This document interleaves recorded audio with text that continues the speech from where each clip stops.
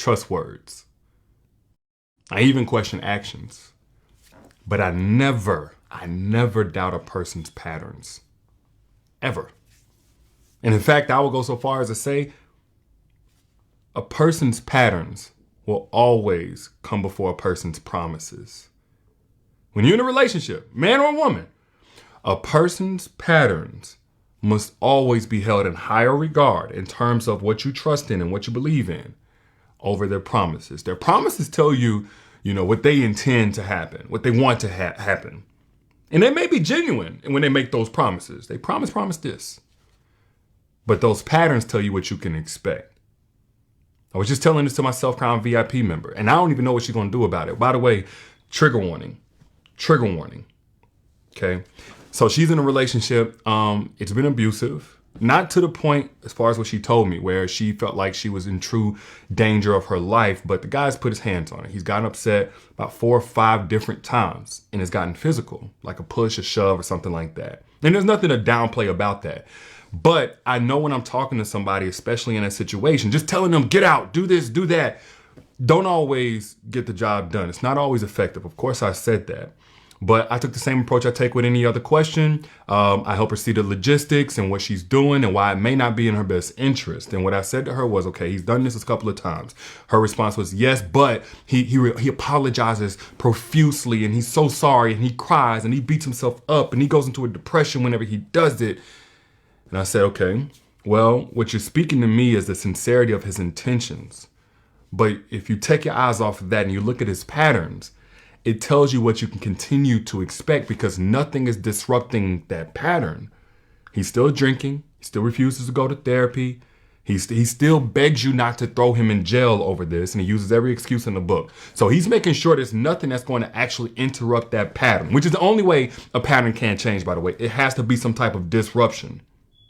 So I said, look, 1, go see a professional. 2, please go to the police, report this. I said all the things I needed to say on that end of it.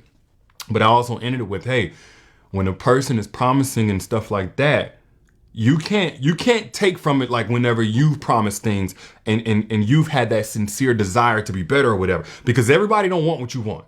Everybody ain't got the same heart that you got. So I'm giving the benefit of the doubt, even saying he might have sincere intentions. I'm not a big fan of just throwing people away when they do something wrong, because we've all fallen short. We've all made mistakes. We all have had to grow and stuff like that. But not everybody wants to grow. Not everybody wants to evolve. Not everybody wants to be better. And even if they want to, not everybody is willing to do what it takes in order to be better. And that's where you have to trust their patterns over their promises. The patterns tell you what you can expect. Same thing goes for her. I don't know what she's going to do about the situation, but I gave it to her straight, same way I give it to y'all. Because it ain't got to be necessarily a domestic violence situation, hands putting on. It could just be he yells at you. He calls you out your name.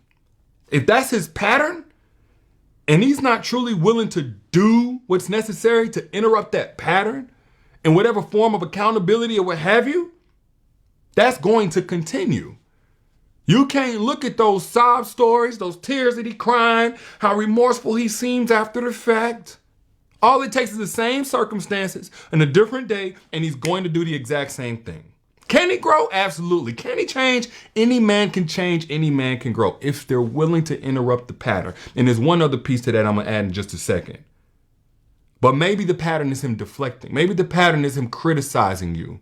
Maybe the pattern is him neglecting you. Every time that he gets stressed, or every time that the work picks up, every time that whatever. And maybe that's the pattern. When you see something repeating itself over and over again, just understand, patterns, toxic patterns especially, that you allow to continue are the building blocks to future regrets. You don't regret nothing more than something you saw coming.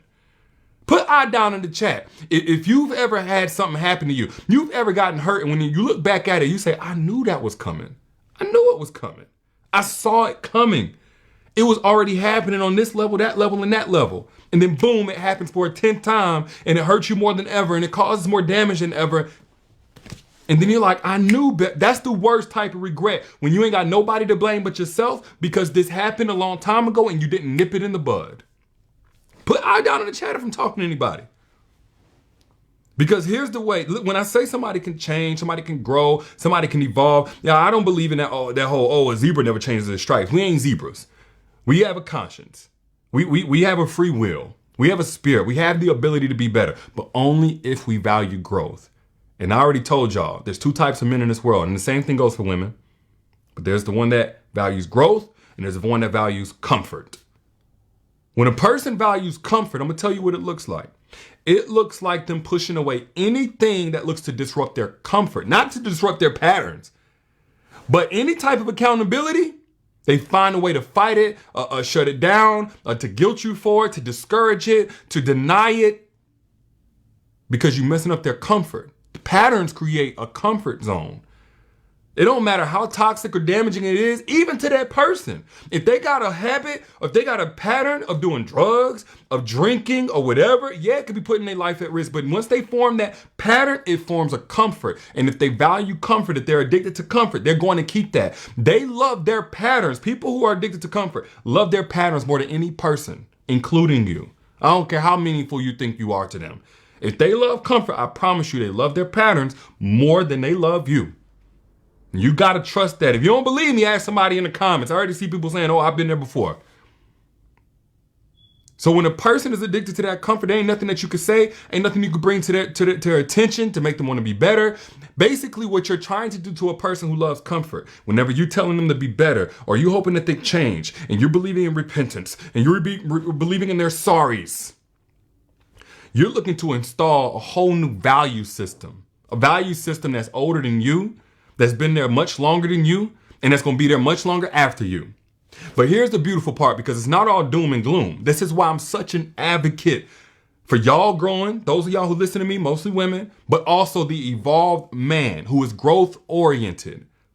Because as opposed to the person that's addicted to comfort, the man who's committed to his growth is wanting to face those ugly parts of himself. That's how we change. That's how we grow. That's how we get better. Don't matter how hard we fall in our face. To grow, we understand we got to face those ugly, dark, malicious, nasty, whatever parts of ourselves. Things that we can't necessarily identify through our own perspective. And that's why we surround ourselves with people who are willing to keep it real with us. Namely, a good woman. A good woman who has her boundaries, who has her identity in place. She ain't perfect, but she's been growing herself, one that ain't gonna be afraid to keep it real, because she ain't desperate for nothing. She ain't coming in the dating scene, dating to fill some type of void. She's coming in the dating scene saying, okay, look, you're gonna have to upgrade or be an upgrade from my singleness in terms of the quality of life and experiences and options I have in life, or I'm not entertaining you. That's why evolved men love that type of woman. Because it gives them a better opportunity to truly grow. Ain't no yes woman, a doormat type of situation with no evolved man. And this is why I push y'all like, no, you got to go to an evolved man to get the results that you want, to get the growth that you want. Because all you're going to do to an evolved man is say, hey, look, you're already growing. You already value growth. But let me give you my vantage point so now you know another level you can go to, another area that you can deal with in order to be better. In that situation, you're not trying to give him a new value system. You're integrating yourself into his already established value system. This is why if you watch my free masterclass, Secrets to Making Evolved Men Crave You, you heard me mention, what's one thing, some of y'all who have watched the masterclass, what's one thing I said you gotta ask a man on the first date in order to establish whether or not he's an evolved man? And that's, what do you do for growth? What do you do for growth? And his answer, if he can't talk in depth to that, you know he's not an evolved man. I'm not going to go too in depth on that because I did it in a free masterclass, and I'll pin that link down in the comments. But you should be able to ask that man, what do you do for growth? If he can't speak to how he's his accountability partners, if he can't speak to the bad habits that he's been putting away, the good habits that he's been committed to forming, and how he's able to track that, if he hasn't been able to speak to different works of literature that he's been indulging in, investing in, to therapy that he's been going to, shadow work that he's been doing, if he can't speak in depth to any of that, if it's something that turns him off, if the conversation get dry, if he switches the subject to sex or whatever, you already know what you're dealing with. You're dealing with somebody who values their comfort over their growth. And with a person like that, it don't mean that they're a bad man. That's why I don't make the distinction between good or bad.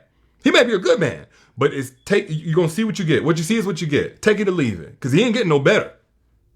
But when you get a man who is evolved, his commitment is to his continued evolution, and he surrounds himself with an environment, with an ecosystem, With people, with things that support his continued growth, which means being uncomfortable, which means being humble, which means being held accountable, which means being told some things he don't necessarily like. Now, he's not going to always agree with what you have to say about what he needs to adjust and change, but there's not going to be this default of you're the problem for bringing it to my attention how I can be better, because he welcomes that, because he wants that. Again, I'm not going to go too in depth on that because I went in on my masterclass for over an hour for free, Secrets to Making Evolved Men Crave You, where I also talked about how to identify and vet and see and decipher and discern if they're truly evolved. That link is down in the comments, by the way. For those of y'all who have not watched it, go ahead and get access now before that comes down. But back to what I was saying. People can promise you anything. Man can promise you anything. Baby, I promise. Baby, I promise. I promise I'm going to do this. I promise patterns. What are his patterns saying about who he is? What are his patterns saying about what he's truly about? Dang his intentions. His intentions cannot undo the damage from his patterns that continue because you thinking everybody got the same heart as you. No more following your heart into a dead end or into a crash. No more following your heart. Follow your intuition. Follow human nature. And then when it's safe, when that proves that it's safe, then you bring your heart in to enjoy what you have built with that person. And not a moment sooner, or else you will regret it. You will. But those are just my thoughts. Your internet brother trying to look out for you. Y'all let me know what you think down in the comments. If you got anything from this, share this right now for somebody else in your timeline who you can also bless with this message. And if you're in the market for an evolved man, click the link that you see pinned right here. Yep, that link right here. Also in the caption and the description whenever you back out to get access to my masterclass, Secrets to Making Evolved Men Crave You. You ain't got to go looking for them. They looking for you, but you got to know how to stand out to them. Again, I break that down in the masterclass. Holla at y'all lady. I'll be good. Peace.